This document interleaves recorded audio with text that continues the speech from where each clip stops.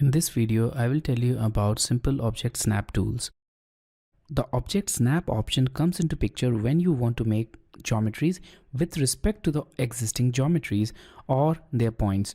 For example, here we have these geometries, and now I'll select the line tool, and let's say that I want to start this line from this endpoint somewhere here. So when I move my cursor close to this endpoint, this small endpoint box will appear, and also on the tooltip you'll see that its name will appear here as endpoint.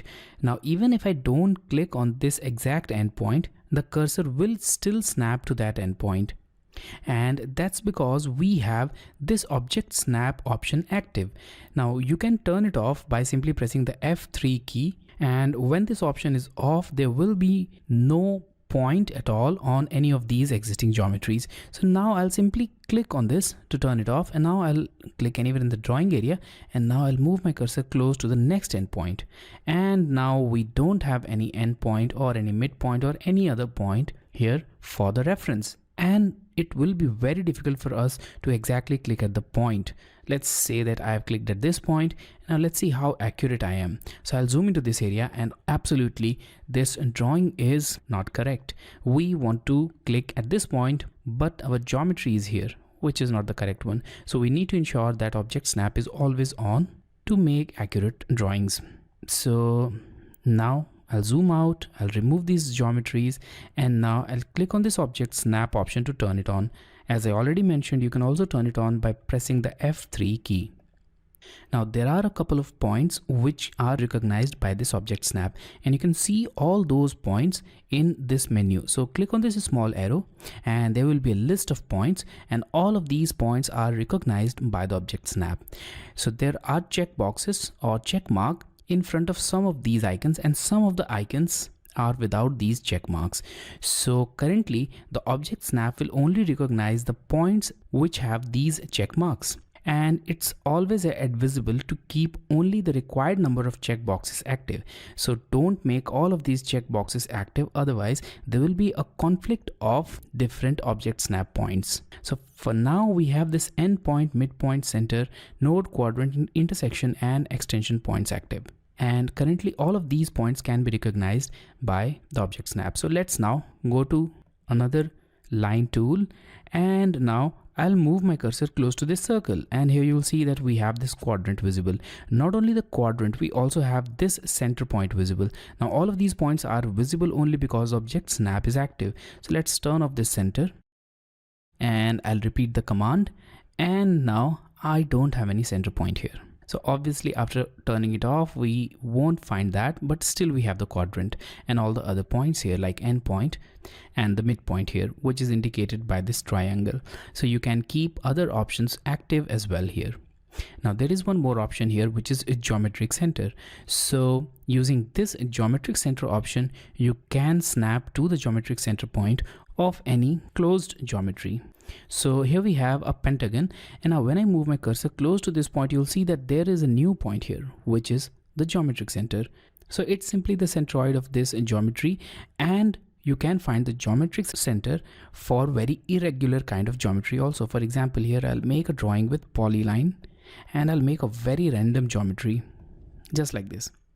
Now in this case also you can find the geometric center using that object snap, but the only condition is it should be closed like this, and it should be a single unit.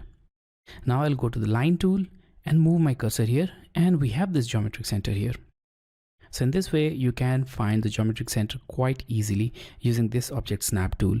And you can also see some of the other object snaps, like the node, which is simply a point which we have already seen. So you need to make sure that point or node is active in order to snap to it.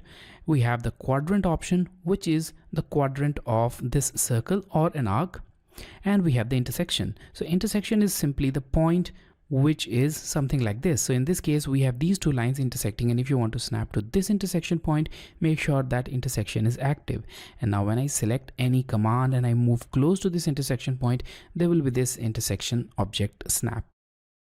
Now let's look at some other options here, and we have the extension here. Now using the extension, you can create any line or even an arc in the same direction, or you can extend that geometry. So I'll select the line tool for explaining this, and here we have this polygon. Now let's say that we want to extend this line, and for that I'll just click at any of its endpoints and now move my cursor in its direction, and you can see that we have this extension on the tooltip, and also the cursor is moving exactly along the direction of the line. So that's simply extension. You can also use this extension for an arc. For example, I'll select the arc tool here, click on this point, and now let's see here. So we can see that this geometry is extending exactly along the circumference of this arc. You can access these object snap options directly from the right contextual menu as well. So in the situations where there are plenty of object snap points and it becomes a little difficult to select the exact snapping point directly from this object snap menu, then you can use the alternate method, and that's the right contextual menu. For example, here we have this circle. Now let's make a line also in this case. So I'll click at this point, quadrant, and I'll join it with this point. Now in this case, we have the midpoint of this line exactly on the center of the circle. So I'll simply move this line a little bit towards left, just like this. And now the center of this point is very much close to the center of this circle. So now I'll go to the line tool, and now I'll try to snap to this point. And now if I move my cursor, I can only snap to this midpoint. Although I don't want to snap to the midpoint, I actually want the center of this circle. Let's now check whether we have the center active or not. Yes, we don't have it active. Let's make it active. Now move here. Now again we have the midpoint here, although I have turned it on, but still we have the midpoint here. So in these situations you can use the right contextual menu. So for that, simply press and hold the shift key and then right click. Now you'll see all the object snaps on this list. From here, select the object snap which you want to choose. For example, in this case I want center, and simply go to that point, close to that point, and it will snap only to that point, ignoring all other points. So in this case, I am now able to snap to the center, and here we have the geometry.